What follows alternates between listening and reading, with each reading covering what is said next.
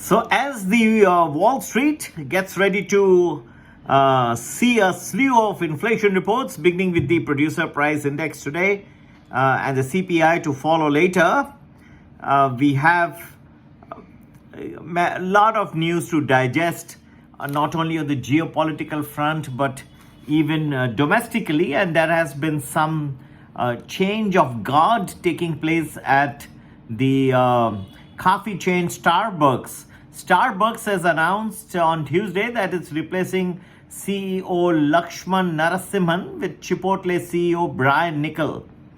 Now, shares of Starbucks have risen 10% in pre-market trading on the news, while Chipotle's stock has fallen 10%. Narasimhan had taken over as the chief executive, as you know, in March of 2023.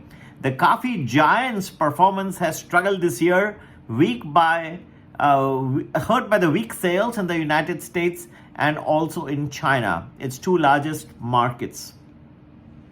Former CEO Howard Schultz, who handpicked Narasimhan as his successor, had written an open letter in May weighing in on the company's issues, concerns, and offering advice, but never addressing Narasimhan by his name.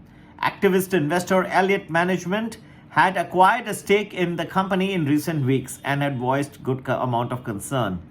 Narasimhan's departure is effective immediately. Starbucks CEO Rachel Ruggeri will step in as the interim chief executive officer until September 9, when Niccol officially takes over the top job from Chipotle. Niccol has served as Chipotle's CEO since 2018. Prior to that, he led Yum Brands Taco Bell as CEO of Chipotle. If you recollect, he had helped the chain rebound from its foodborne illness scandal and led its restaurants through the pandemic.